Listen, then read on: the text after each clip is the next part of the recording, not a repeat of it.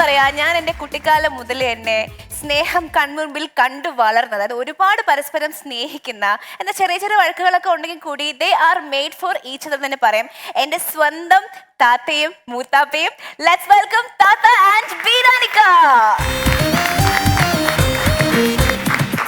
ലോകത്തിലെ ഏറ്റവും പോപ്പുലറായ സൂപ്പർ ഹിറ്റായ പ്രണയ കഥകളിൽ ഒന്നാണല്ലോ ടൈറ്റാനിക്. അതെ, ഈ ടൈറ്റാനിക് എന്ന് പറയുന്ന സിനിമ ഇറങ്ങി കുറച്ചു നാളിനകം തന്നെ ടൈറ്റാനിക് എന്ന് പറഞ്ഞ് മലയാളത്തിൽ ഒരു ഓഡിയോ കാസറ്റ് ഇറങ്ങി. അതെ, ആ ഓഡിയോ കാസറ്റിന്റെ കവറ് ജാക്കും റോസുമായി താത്തയും ബീരാനിക്കയും നിൽക്കുന്നതിന്റെ പോസ്റ്ററുകൾ കേരളം മുഴുവൻ ഒട്ടിക്കപ്പെട്ടിട്ടുണ്ട്. അതേപോലെ പ്രണയ ജോഡികളാണ് ഈ ഇരിക്കുന്നത്. അതിന്റെ ക്ലൈമാക്സ് എടുക്കാൻ വേണ്ടിയിട്ട് ഞാൻ 4 പ്രാവശ്യം ടൈറ്റാനിക് കണ്ടു സിനിമ. അന്ന് ഇങ്ങനെ മൊബൈലിലൊന്നും സിനിമ കാണാൻ പറ്റൂല. അതെ, അതാ ജാക്ക് എന്ന് വിളിക്കുന്ന സാധനം ഉണ്ടല്ലോ, സാധനം. ആമിന ബിൻസലേറ്റും ജാഫറിക്ക പ്രിയോ. ജാഫറിക്ക, എന്താണ് നിങ്ങൾ ഈ ഐസ് കെട്ടുമ്പോ എങ്ങനെ തവള കിടക്കണ, അരി പിടിച്ച് കിടക്കണ, എന്താണ് മനുഷ്യരെ? പിന്നെ ഐസ് കെട്ടുമ്പോ പിന്നെ എങ്ങനെ കിടക്കണം? ഇത്രയും വലിയ വെള്ളത്തിൽ ഞാൻ പിന്നെ എന്ത് ചെയ്യാനാണ് നീ? ഈ വെള്ളപ്പൊക്കത്തിൽ നമ്മൾ മയ്യത്തായി പോകുന്ന എനിക്ക് തോന്നണേ. എല്ലാം പഠിച്ചോന്റെ വിധി, അല്ലാണ്ട് എന്ത് ചെയ്യാനാണ്? ജാഫറിക്ക, എന്താണ് എനിക്ക് ഏതാണ്ടൊക്കെ തോന്നണം ജാഫറിക്ക. ഈ നേരത്ത് ഈ വെള്ളത്തിന്റെ ഇടയിൽ കിടന്നാ?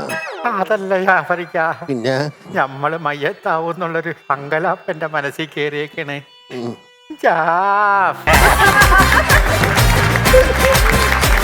ഈ ഓഡിയോ കാസറ്റ് ഒക്കെ മേടിച്ച് എത്രയായിരം തവണ കേട്ടിരിക്കുന്ന കാസറ്റാണ് അതിന്റെ ക്ലൈമാക്സും, അല്ലേ? ഇഷ്ടപ്പെട്ടു.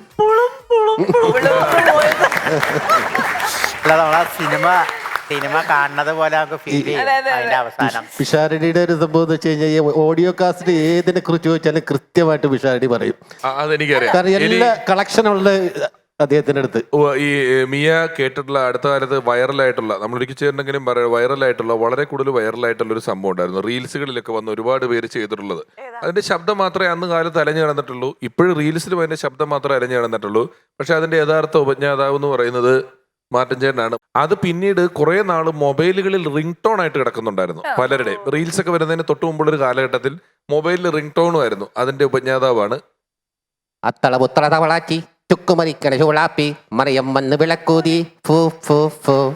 അത്തള പുത്തള തവളാച്ചി ചുക്കുമരിക്കണ ചൂളാപ്പി മറിയം വന്ന് വിളക്കൂതി ഫൂ ഫൂ ഫൂ. അത് മാർട്ടിൻ ചേട്ടന്റെ ശബ്ദമാണ്. അല്ല പിഷാരടി, ഈ കാസറ്റ് 1 ലക്ഷം കാസറ്റ് ഓടിയല്ലോ അന്ന്, ഈ ടൈറ്റാനിക് എന്ന് പറഞ്ഞ കാസറ്റ്. ആ സമയത്ത് നമ്മുടെ മമ്മി സെഞ്ചുറി വീട്ടിൽ വന്ന ഒരു ദിവസം പറഞ്ഞു, സാജു നമുക്ക് ആ കാസറ്റിന്റെ ഒരു സെക്കൻഡ് പാർട്ട് ഇറക്കാം. എന്താ പേര്? ലൂസാണ് എനിക്കിന്ന്.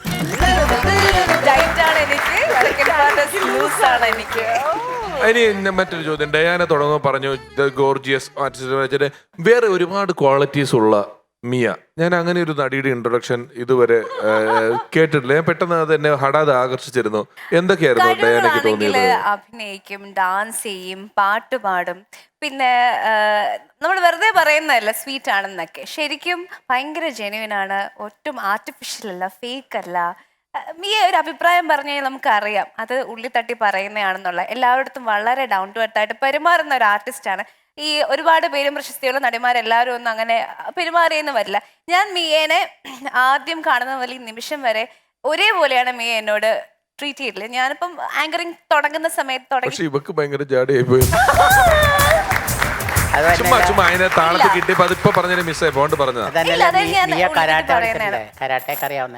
ഇപ്പം രമേശേട്ടനെ കുറിച്ചൊരു നല്ലൊരു അഭിപ്രായം വേറൊരു ആർട്ടിസ്റ്റ് പറഞ്ഞു എന്ന് വേറൊരാൾ പറഞ്ഞു കേൾക്കുമ്പോഴത്തേക്ക് സന്തോഷം തോന്നുമായിരിക്കും. എനിക്ക് ഭയങ്കരമായിട്ട് അങ്ങനെ എന്നോട് മിയ ഇങ്ങനെ ഡയനെ കുറിച്ച് ഇങ്ങനെ പറഞ്ഞിട്ടുണ്ട്, നല്ല അഭിപ്രായം പറഞ്ഞിട്ടുണ്ട്, നല്ല കുട്ടിയാണെന്ന് അങ്ങനെ പറഞ്ഞിട്ടുള്ള.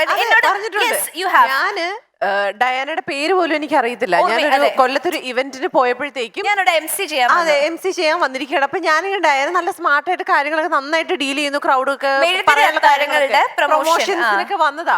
അപ്പൊ ഞാനിങ്ങനെ ഓർത്തു, നല്ല കൊച്ച്, നന്നായിട്ട് നല്ല കാണാൻ നല്ല ഭംഗിയായിട്ടിരിക്കുന്നു, നന്നായിട്ട് സംസാരിക്കുന്നു, ആള് നല്ല സ്മാർട്ടാണ്, സുന്ദരിയാണ്. ഈ കൊച്ചിനൊന്നും ആരും സിനിമയിൽ എടുത്തില്ലല്ലോ എന്ന് ഞാനിങ്ങനെ മനസ്സിലൊക്കെ വിചാരിച്ച് ഞാൻ ആ പരിപാടിയൊക്കെ കഴിഞ്ഞ് പോയി. അത് കഴിഞ്ഞിട്ടാണ് പിന്നെ നമ്മള് നേരിട്ട് കാണുന്ന സിനിമയിൽ വരുന്നതും ഒക്കെ. നിങ്ങൾ അങ്ങോട്ടും ഇങ്ങോട്ടും പറഞ്ഞു തോന്നുന്ന എങ്ങനെയാണ് പിഷു? എന്നാൽ ഈ വേദിയിലാണ് പറയാൻ പറ്റുള്ളൂ, വേറെ ഒന്നുമല്ല. എൻ്റെ മകൾ മിയയുടെ കട്ട ഫാനാണ് സ്വീറ്റി മാർട്ടിന്റെ. കാരണം അവളിപ്പോ UK പാല അൽഫോൺസ് കോളേജിൽ പഠിച്ചത്. അപ്പൊ അവിടുത്തെ മെയിൻ താരമാണ് നമ്മുടെ മിയ. അതെ, അപ്പൊ അവിടെ അന്ന് അത് മുതലല്ല സിനിമകൾ കണ്ടപ്പോ പോലെ അപ്പൊ ആള് UK അപ്പൊ മിയയുടെ ഇന്നത്തെ ഗസ്റ്റ് എന്ന് ഞാൻ വിളിച്ചു പറഞ്ഞപ്പോൾ എന്റെ ഹായ് പറഞ്ഞാൽ പറഞ്ഞിട്ടുണ്ടായിരുന്നു. അപ്പൊ ഈ വേദി കിട്ടിയതിൽ വളരെ സന്തോഷം. നമുക്ക് ഒരു ആർട്ടിസ്റ്റിനോട് കൂടുതൽ ആരാധനയും സ്നേഹം തോന്നുന്നത് when they have a really good heart. അങ്ങനെ ഒരു വ്യക്തിത്വം കൂടിയാണെങ്കിൽ നമുക്ക് ആ ഒരു സ്പെഷ്യൽ സ്നേഹവും ആരാധനയും തോന്നും. എനിക്ക് അതാണ് മിയോട് പേഴ്സണലി ഉള്ള സത്യം പറഞ്ഞത്. ഒരു പെട്ടി 5 സ്റ്റാർ ഇന്ന് വീട്ടിൽ വന്നിരിക്കും. Once upon a time, once upon a time, once upon a time, once upon a time.